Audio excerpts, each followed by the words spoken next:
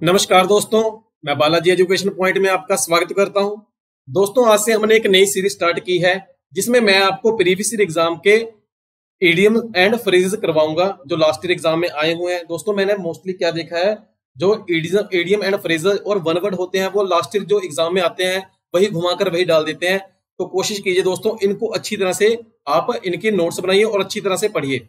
जैसे इडियम्स का मतलब क्या होता है दोस्तों, मतलब शब्द का मतलब कुछ और होगा, जो उसका अर्थ निकलेगा उसका मतलब कुछ और होगा। जैसे मैं आपको समझाता हूं, जिसकी लाठी उसकी भैंस।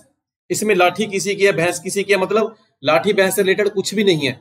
मतलब इसमें कहना क्या चाहता है, जिसकी लाठी उसकी भैंस, मतलब जिसका जिसका दबदबा होगा वही ही राजा होगा, मतलब उसकी ही चलेगी। ठीक है, मतलब क्या है भी, इडियम्स के वर्ड का मतलब कुछ और हो जाता है और जो उनका अर्थ निकलता है उनका मतलब कुछ और हो जाता है। इसलिए मैं बार बार बोल रहा हूं दोस्तों, आपको इनकी नॉलेज होनी बहुत जरूरी है। अगर आपने बोलना है या आपने कोई प्रोफेशनल मीटिंग अटेंड करनी है, आपको इडियम्स की नॉलेज होनी चाहिए। क्योंकि दोस्तों, इडियम्स हर बार क्या होता है, जब चार ऑप्शन आती हैं तो हम कंफ्यूज हो जाते हैं, तो इसका आंसर क्या होगा। क्योंकि इडियम्स कई बार समझ में नहीं आते, उनका मतलब ही नहीं पता होता, तो हम एक नंबर छोड़कर आ जाते हैं जिससे हमारा नुकसान हो सकता है। ठीक है दोस्तों, मैं बार बार बोल रहा हूं, लेक्चर सुनने से पहले नोटबुक और पेन के साथ बैठे ताकि आप प्रॉपर तरीके से नोट्स बना सके, और जब आपका फाइनल एग्जाम हो आप इन नोट्स की रिवीजन करके जाए, आपके लिए बहुत ज्यादा हेल्पफुल साबित होगा। मैं आपको इडियम करवाऊंगा विद ट्रिक के साथ, जिनमें ट्रिक लगेगी मैं आपको कोशिश करूंगा आपको ये चीजें आसानी से याद हो जाए। This lecture presented by me, my name is Sanjeev Kumar. दोस्तों, अगर मेरी वीडियो के रिगार्डिंग या आप हमारे पेड कोर्सों की जानकारी कोई भी लेना चाहते हैं तो आप हमारे हेड ऑफिस के नंबर पे कभी भी कॉल या मैसेज करके पूछ सकते हैं। ये हमारे हेड ऑफिस का नंबर है 9646810103। ठीक है, टेलीग्राम पे हमारा एक चैनल है बालाजी एजुकेशन पॉइंट के नाम से। उस चैनल में आपको आने वाली पोस्टों की अपडेशन मिलती रहेगी और इस वीडियो का पीडीएफ मैं आपको वहां पे प्रोवाइड करवा दूंगा। सो प्लीज उसे जाकर जल्दी से ज्वाइन कीजिए। बालाजी एजुकेशन पॉइंट, ये हमारे टेलीग्राम चैनल का सिंबल है। तो बढ़ते हैं इडियम्स की तरफ। फर्स्ट इडियम है force one's hand. Force one's hand मतलब फोर्सली किसी को हाथ करना, हाथ करके खींचना। आपको मैं ट्रिक के साथ समझाऊंगा क्या होता है, पहले मतलब समझते हैं। फोर्स वंस हैंड का मतलब होता है मन की बात प्रकट करने के लिए किसी को मजबूर करना। मन की बात, मन में कुछ भी है उसको बाहर निकालने के लिए कोई भी प्रयास करना या किसी को मजबूर करना। पहले सेंटेंस देखिए, आई forced his hand to learn the real motive behind the plan. I forced his hand to learn the real motive behind his plan. मतलब उसके प्लान के पीछे उसको क्या मोटिव है वह उसे उगलवाना चाहता था, कुछ भी। ठीक है, इससे दोस्तों आप याद कैसे कर सकते हैं, जैसे फोर्स वंस हैंड मतलब मैंने मान लो उसका हाथ जबरदस्ती खींचा, हाथ के साथ साथ मैंने उसके जज्बात भी बाहर निकालने की कोशिश की, भी बता भी तेरे मन में क्या है। ठीक है दोस्तों, आप ऐसे याद कर सकते हैं, हाथ के साथ साथ उसने उसके जज्बात भी खींचे, भी उसके मन में क्या है उसको मजबूर कर दिया, उसके मन में जो भी बात है वह प्रकट करने के लिए, बाहर निकालने के लिए। ठीक है, जैसे आप इमेज में देख सकते हैं, दो पर्सनों की मीटिंग चल रही है, जो दो पर्सन कुछ भी बात कर रहे हैं, वह लैपटॉप पर प्रयास कर रहा है, बार बार उसे समझा कर ये बुलवाना चाह रहा है भी तुम्हारे मन में क्या है। ठीक है, नेक्स्ट है दोस्तों फ्रेंच लीव। फ्रेंच लीव मतलब ये इडियम है, मतलब कोई फ्रेंच ये कम्युनिटी नहीं है, मतलब कोई छुट्टी नहीं है। मैं आपको समझाता हूं, इसका मतलब पहले समझिए, बिना बताए चले जाना। फ्रेंच लीव का मतलब बिना बताए चले जाना। सेंटेंस देखिए, अब ये बिना बताए चले जाना फ्रेंच लीव मतलब वर्ड आया कहां से, जो मैंने खोज की थी, ध्यान से देखिए, पहले पढ़िए। The phrase is first recorded in 1771 and was born at a time when the English and French culture were heavily interlinked. जब इंग्लिश और फ्रेंच कल्चर एक दूसरे से पूरी तरह जुड़े हुए थे 1771 में, तब ये वर्ड बोला गया था, तब ये इडियम बोला गया था। सेंटेंस देखिए, the boss is angry with him for taking French leave. The boss is angry with him for taking French leave मतलब वह बिना बताए चला गया था। इमेज में देख सकते हैं आप, मतलब यह बिना बताए चला गया था, बॉस इस पर गुस्सा हुआ, जैसे निकाल दिया, इसलिए वह उदास बैठा है। फ्रेंच लीव को ट्रिक के तौर पे हम कैसे समझेंगे, जैसे फ्रेंच लीव कोई बंदा है, कोई पर्सन है, कोई ह्यूमन है, वह फ्रेंच सीखने के लिए बिना बताए छुट्टी पे चला गया। वह फ्रेंच सीखने के लिए बिना बताए छुट्टी पर चला गया, मतलब बिना बताए चले जाना। फ्रेंच लीव का मतलब बिना बताए चले जाना। अगला देखिए, अगला fly in the face of. Fly in the face of, इसका मतलब होता है जानबूझकर उल्टा व्यवहार करना। किसी के साथ जानबूझकर उल्टा व्यवहार करना, मतलब किसी को तंग करना या किसी को टीज करना।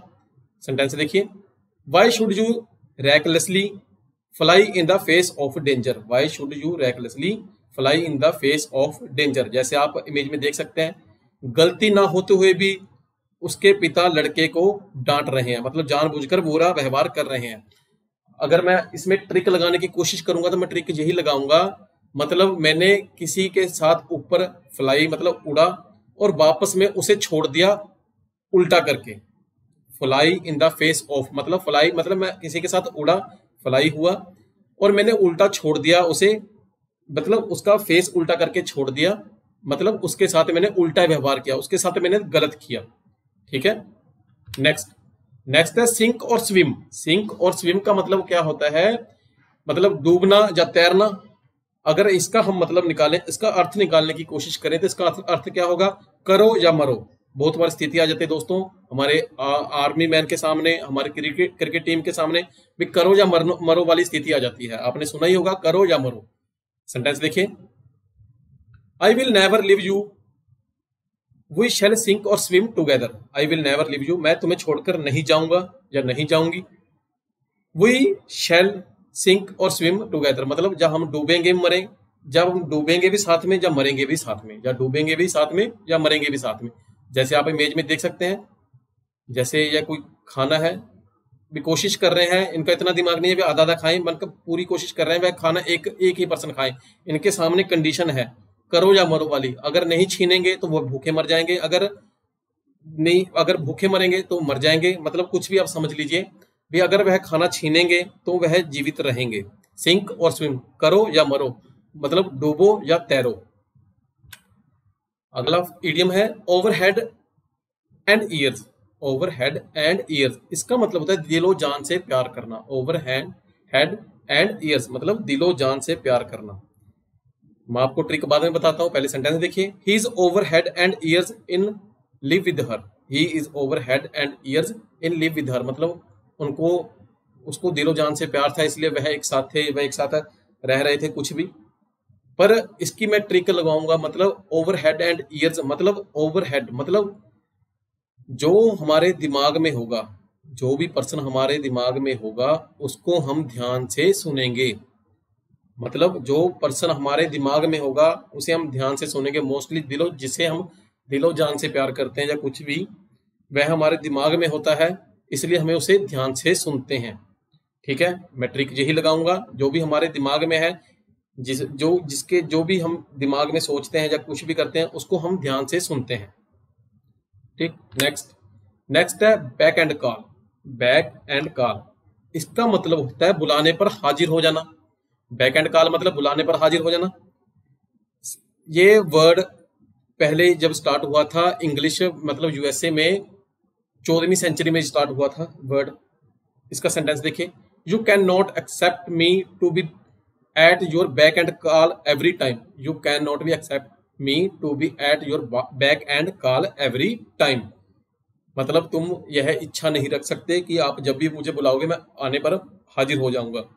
बैक एंड कॉल, इसका मैं मतलब आपको जैसे इमेज में देखिए पहले, जैसे ये है मोस्टली हमारे जुडिशरी सिस्टम में होता है, मतलब जो जज होता है उसके पास ये होता है।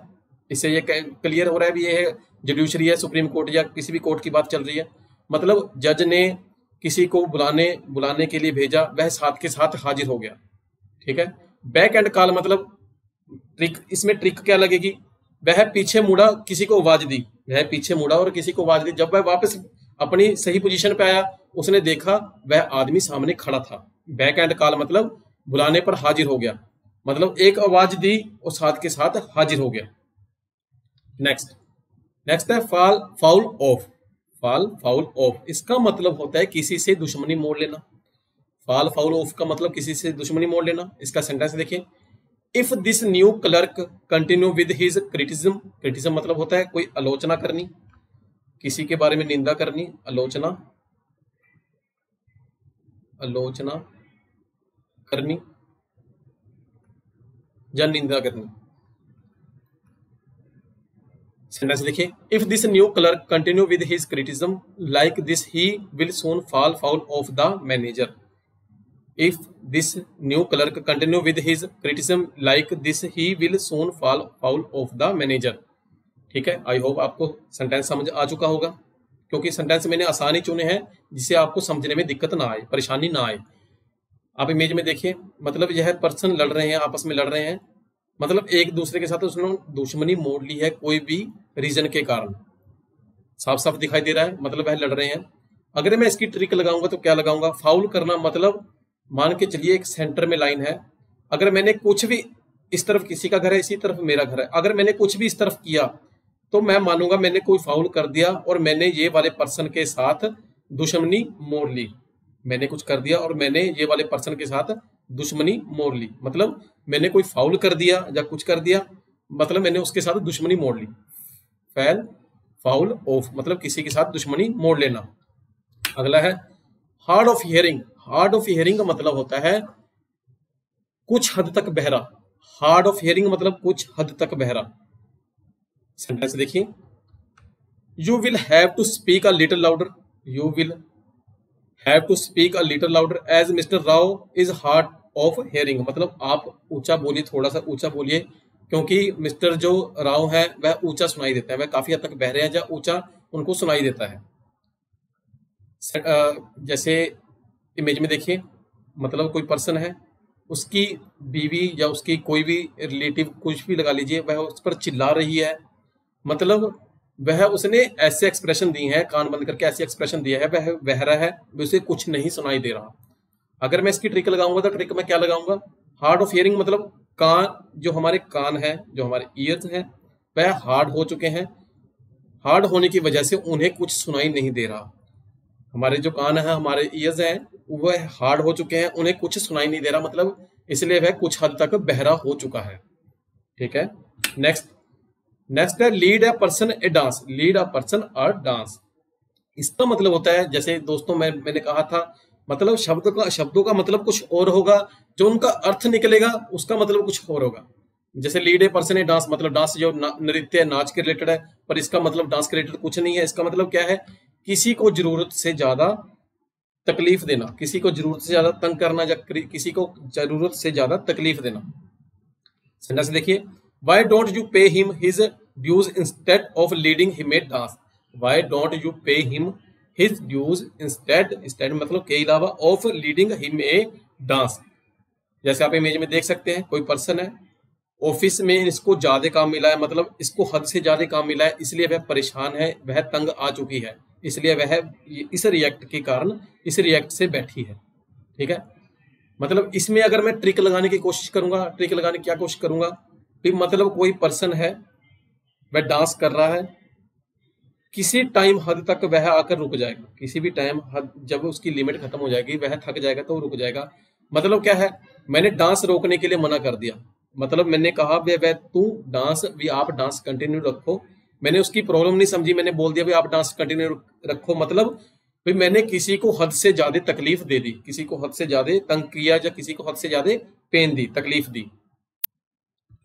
नेक्स्ट है set one's teeth on edge. Set one's teeth on edge मतलब इसका सिंपल सा मतलब है, इसमें दोस्तों कोई ट्रिक की बात नहीं है, इसका मतलब होता है दांत पीसना। अपने दांत पीसना मतलब जिससे हम घृणा, जिससे हम नफरत, जिससे हम तंग होते हैं, जिससे हम घृणा करते हैं, नफरत करते हैं, हम अपने दांत पीसते ही पीसते हैं। ठीक है, हमारी दांत पीसने के टाइम हमारी टोन भी चेंज हो जाती है, सामने वाले बंदे को पता लग जाता है बंदा गुस्से में है।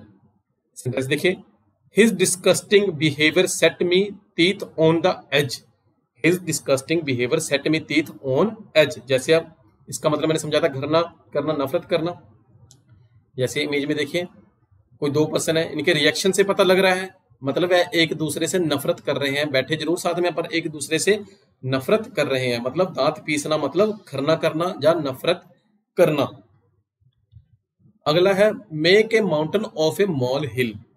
Make a mountain of a molehill, अगर पंजाबी और हिंदी में अगर हम इसकी बात करें, इसका मतलब क्या हो जाता है, मतलब हम कई बार बोलते हैं कि तुम ये क्या कर रहे हो, छोटे से मैटर को आप बढ़ा रहे हो, मतलब राई का पहाड़ बनाना।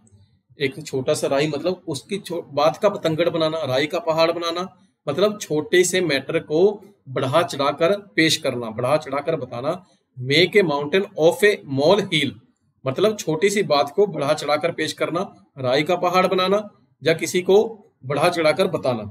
सेंटेंस देखिए, this job will not take you more than a few minute, this job will not take you more than a few minutes, so don't make a mountain of a molehill. This job will not take you more than a few minutes, so don't make a mountain of a molehill. जैसे आप image में देख सकते हैं, मतलब कोई person है, कोई लड़ाई हो रही है, बच्चों के बीच में लड़ाई हुई है, पर उन्होंने बात इतनी बढ़ा ली कि बात पेरेंट्स तक पहुंच गई, उनमें आपस में तकरार या दरार पैदा हो चुकी है। मतलब बच्चों के कारण, बच्चों की छोटी लड़ाइयों के कारण आपस में लड़ाइयां बढ़ गई हैं। मतलब make a mountain of a molehill, बात को बढ़ा चढ़ाकर पेश करना। अगला है ऑन पर्पस। ऑन पर्पस का मतलब होता है जानबूझकर, मतलब कुछ जानबूझकर किया हुआ काम। सेंटेंस देखिए, आई suspect he made that mistake on purpose, I suspect he made that mistake on purpose. जैसे आप इमेज में देख सकते हैं, अमेरिका और चीन की पहले कभी दोस्ती हुआ करती थी, पर अमेरिका ने जानबूझकर कुछ ऐसे कार्य कर दिए, मतलब चीन परेशान हो गया। जैसे लास्ट टाइम आया कोविड-19 कोरोना वायरस, अमेरिका की तरफ से आया, इससे पूरा जगत, पूरी कंट्री, सारे देश, दुनिया भर में बीमारी फैल गई, सारी दुनिया दुखी है। ठीक है, जानबूझकर मतलब उसने जानबूझकर किया, ऑन पर्पसली, जानबूझकर। अगर मैं ट्रिक की बात करूंगा तो मैं क्या कहूंगा, उसने जानबूझकर ऐसे पोज दिए, मतलब जानबूझकर ऐसे पोज दिए जिससे दूसरा आदमी परेशान हो गया, दूसरा आदमी परेशान हो गया। नेक्स्ट है, यह इडियम दोस्तों बहुत ही ज्यादा इंपॉर्टेंट है। जैसे provide against a rainy day, provide against a rainy day, मतलब यहाँ पे वर्षा के दिनों की बात हो रही है या कुछ भी, पर इनका जो सही में अर्थ है उसका मतलब क्या है, बुरे दिन के लिए बचत करना, बुरे दिन के लिए बचत करना। सेंटेंस देखिए, wise man save to provide against a rainy day, मतलब जो अच्छे, जो सियाने आदमी होते हैं अपने बुरे दिनों के लिए पैसा या कुछ भी जोड़कर रखते हैं ताकि इन फ्यूचर उन्हें जाकर दिक्कत ना आए। मैं आपको प्रॉपर इमेज में समझाता हूं। जैसे इस इडियम में कोई ट्रिक वाली बात नहीं है, मतलब प्रोवाइड अगेंस्ट ए रेनी डे मतलब वर्षा के दिनों के लिए कुछ पहले से ही बचाव करके रखना, मतलब आगे वर्षा होने वाली, ज्यादा वर्षा होगी, बाजार सारे या मार्केट में पानी भर जाएगा, उसके लिए पहले से ही जोड़ कर रखना। इसका मतलब क्या हुआ, बुरे दिन के लिए बचत करके रखना। जैसे आप इमेज में देखिए, मतलब हम जब टीन एज, मतलब 18 या कोई 18 से नियर अबाउट एज में होते हैं, तो हमें पैसों की कदर नहीं होती। जब हम मतलब 40 या 35 के बीच में आ जाते हैं तभी हमें पैसों की कदर होती है, पर इतनी नहीं होती, हम पैसा ठीक ठाक जोड़ते हैं। पर रियलिटी इन फ्यूचर में हमें क्या करना चाहिए, जो इन्होंने किया है, मतलब कि इनके नीचे जो पैसे की संख्या है वो ज्यादा है, इसका मतलब क्या है, बुढ़ापे में कोई साथ दे ना दे, उन्होंने इतना जोड़कर रखा हुआ है कि उनको अगली आने वाली जिंदगी आसानी से कट जाएगी। मतलब यह है दोस्तों अच्छी बात है, फ्यूचर को लेकर मनी की सेविंग करना बहुत ही अच्छी बात है, जो इमेज में इन्होंने साफ साफ की है। Provide against a rainy day. अगला देखिए, अगला है हार्ड अप। हार्ड अप का मतलब होता है पैसों की तंगी हो जाना, मतलब रुपए की तंगी हो जाना। हार्ड अप, इसकी मैं ट्रिक समझाता हूं आपको, पहले आप सेंटेंस देखिए। ever since he has left his job he has been quite hard up, ever since he has left his job he has been quite up, मतलब जॉब छोड़ने के बाद उसको पैसों की तंगी हो गई। नॉर्मल बात है, जो अगर कोई पर्सन इनकम का सोर्स रखेगा, जॉब छोड़ेगा, उसको पैसों की तंगी होगी। जैसे आप इमेज में देख सकते हैं, मतलब कपल है, पैसे उड़ते हुए दिखाई दे रहे हैं, मतलब उन पैसों के विंग्स पर लगे हुए हैं, मतलब पैसे उड़ते दिखाई दे रहे हैं, मतलब इनके पास पैसा नहीं टिका हुआ और इसका पर्स भी, पिगी बैंक भी खाली हो चुका है, मतलब पैसों की तंगी आ चुकी है। अगर मैं ट्रिक के साथ चलूंगा तो क्या होगा, हार्ड अप। इसमें जो अप है मैं उसको अलग कर लेता हूं, अप को मैं यूपी लिख लेता हूं, मतलब यूपी में रहना बहुत हार्ड है, यूपी में रहने के कारण पैसों की तंगी बहुत ज्यादा आ जाती है। यूपी में रहना बहुत हार्ड है क्योंकि वहां पे पैसों की तंगी आ जाती है। अगला है अगस्त एट। अगस्त एट का मतलब होता है हक्का बक्का रह जाना। अगस्त एट का मतलब हक्का बक्का रह जाना। सेंटेंस देखिए, as she entered the hospital she looked aghast at the bed of the wounded. Wounded होता है जख्मी, जिसको चोटें आई हो, जिसको जख्म आए हो, जख्मी। इसे सेंटेंस देखिए, as she entered the hospital she looked aghast at the bed of the wounded. Image में देखिए आप, जैसे कोई पर्सन है, यह चोर मतलब छुपा हुआ है, वह एकदम से पुलिस वालों को देखकर हक्का बक्का रह गया। जबकि पुलिस वाले अपनी बात कर रहे हैं, फिर भी चोर ने पुलिस वालों को देखा और वह हक्का बक्का रह गया। अब इसकी ट्रिक क्या होगी, इसकी ट्रिक मैं लगा आपको ये समझाता हूं। अगस्त एट मतलब अगस्त तो सोन का महीना होता है। सोन के महीने में वर्षा इतनी होती है कि आदमी हक्का बक्का रह जाता है। बाहरला अगर टूरिस्ट पर्सन यहाँ पे आएगा अगस्त के महीने में, वह देखेगा वर्षा इतनी हो रही है, मतलब वह हक्का बक्का रह जाएगा। नेक्स्ट है ब्लैक शिप। ब्लैक शिप मतलब मैं आपको ट्रिक के साथ समझाऊंगा, पहले आप इसका मतलब समझे। ब्लैक शिप का मतलब होता है बदनाम आदमी, बदनाम आदमी या अशुभ आदमी। अशुभ आदमी मतलब जिसे हम मनहूस भी बोल देते हैं, मतलब हम कोई कार्य कर रहे हैं, उस बंदे की शक्ल देख ले, जा वह बंदा हमारे काम के बीच में आ जाए, वह क्या हो जाता है, मतलब काम पलट जाता है, काम गलत हो जाता है, उसे हम क्या कहते हैं, अशुभ आदमी। तू कहां से आ गया, मेरा काम बना बनाया काम तुमने मेरा बिगाड़ दिया। बदनाम आदमी या अशुभ आदमी। सेंटेंस देखिए, Rohan is the black ship of the family. Rohan is the black ship of the family मतलब वह रोहन अपनी फैमिली में बदनाम है या अपनी फैमिली के लिए अशुभ है। ठीक है, अगर इसमें आप पहले इमेज देखिए, इमेज में आपको समझने की कोशिश कीजिए। जैसे कोई पर्सन है, मतलब वह छींक मार रहा है, मतलब हमारे हिंदू धर्म में या हमारे यहाँ पे ये कहा गया है, काम से पहले अगर किसी को छींक आ जाए वह मतलब अशुभ माना जाता है। ठीक है, ब्लैक शिप मैं आपको समझाता हूँ। ब्लैक शिप मतलब अगर कोई जादू टोना करते हैं हम, तो वह हम काले कपड़े का प्रयोग कुछ करते हैं, शिप की खोपड़ी या शिप का ब्लड यूज करते हैं, मतलब अशुभ काम, अशुभ आदमी जो कर रहा है अशुभ आदमी होगा, जो काम कर रहा है तो अशुभ काम, गलत काम होगा, मतलब बदनामी वाला काम भी हो सकता है। मतलब ब्लैक जब कुछ भी, मतलब जो ईसाइयों के धर्म में बीच होता है, जब कोई मरता है तो वह काले कपड़े पहनते हैं, मतलब कुछ बुरा संकेत। नेक्स्ट है कैपिटल पनिशमेंट। कैपिटल पनिशमेंट का होता है मतलब होता है मौत की सजा देना। कैपिटल पनिशमेंट मतलब मौत की सजा देना। जैसे कि सेंटेंस देखिए पहले, the murderer was awarded capital punishment. जैसे मतलब जो जिसने खून किया था, जो हत्यारा है, उसको कैपिटल पनिशमेंट मिली है, मतलब मौत की सजा मिली है। हमारे हिंदुस्तान में मौत की सजा सिर्फ फांसी को ही बोला जाता है। मौत की सजा, जैसे आप इमेज को भी देख सकते हैं, एक तरफ रिप्रेजेंट कर रहा है जुडिशरी को, एक तरफ के रिप्रेजेंट कर रहा है फांसी, मतलब जो हमारे जुडिशरी सिस्टम होता है उसमें ही फांसी दी जाती है। अगर मैं इसमें ट्रिक लगाने की कोशिश करूंगा, कैपिटल पनिशमेंट मतलब एक ऐसी पनिशमेंट जिसमें आपको कैप पहनाया गया है, एक ऐसी पनिशमेंट जिसमें आपको कैप या काले रंग का कपड़ा पहनाया गया है। बेसिकली दोस्तों, जो मौत की सजा सुनाई जाती है तो फेस पर काले रंग का कपड़ा पहना जाता है, मतलब मौत की सजा। नेक्स्ट है डच करेज। डच करेज का मतलब होता है शराब पीकर पीने वाली झूठी वीरता। शराब पीकर पीने वाली झूठी वीरता मतलब, जैसे सेंटेंस देखिए पहले, he showed a lot of Dutch courage, वह शो कर रहा है Dutch courage, but got frightened as the drink wore off, मतलब वह शो कर रहा है भी उसके पास वीरता है, पर असल में उसके पास वीरता नहीं है, ड्रिंक करके जो वीरता आई है उसके पास जो आई है, मतलब शराब पीकर आने वाली वीरता। सेंटेंस देखिए, इमेज देखिए, जैसे कोई आदमी गिलास में ड्रिंक डाल रहा है। अगर बेसिकली इसमें मैं अगर ट्रिक लगाने की कोशिश करूंगा तो मैं ये कहूंगा, जो डच के लोग थे उनमें वीरता ना होने के कारण वह ड्रिंक करके अपनी वीरता सामने वाले पर्सन को दिखाते थे। डच के लोग ड्रिंक पीकर अपनी वीरता सामने वाले लोगों को दिखाते थे। अगला gate rid of. Gate rid of मतलब छुटकारा पाना। गेट रीड ऑफ मतलब छुटकारा पाना। स्टार लगा लेना दोस्तों, लास्ट टाइम अभी रिसेंटली आया हुआ है। छुटकारा पाना, सेंटेंस देखिए, don't ask what all I had to do to get rid of a bore like Rohan.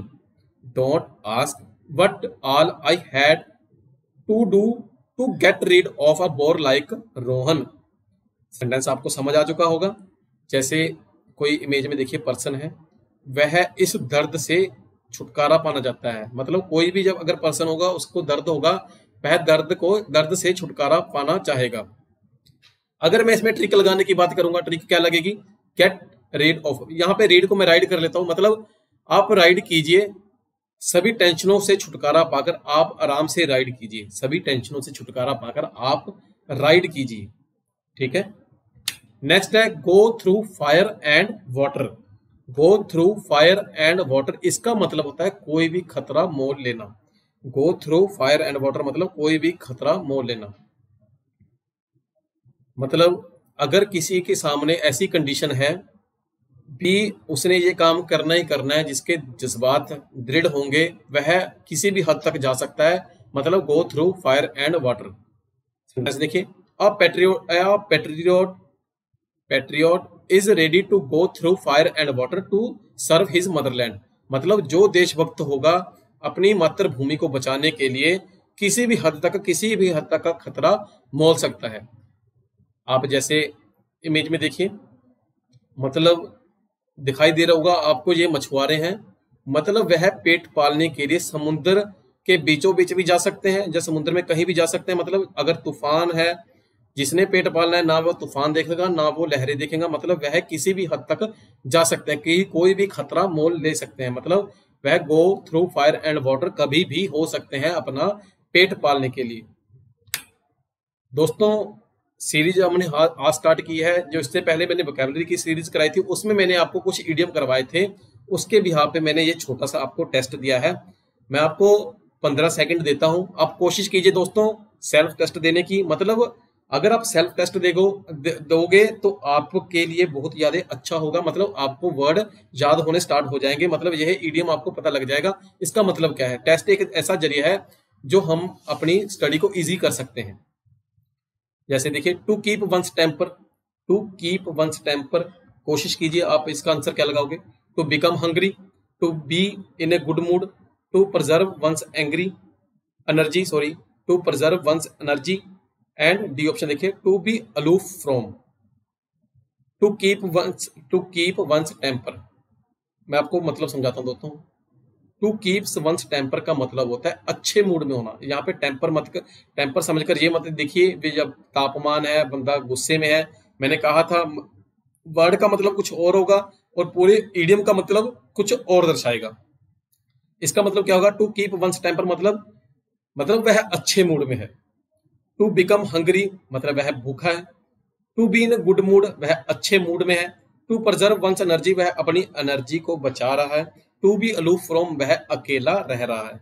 फिर से देख लीजिए, टू बी हंग्री वह भूखा है, गुड मूड अच्छे मूड में है, प्रिजर्व वह अपनी एनर्जी बचा रहा है। To be aloof from, aloof मतलब अकेला, ठीक है। अब इसका आंसर क्या आएगा, इसका आंसर बी ऑप्शन आएगा।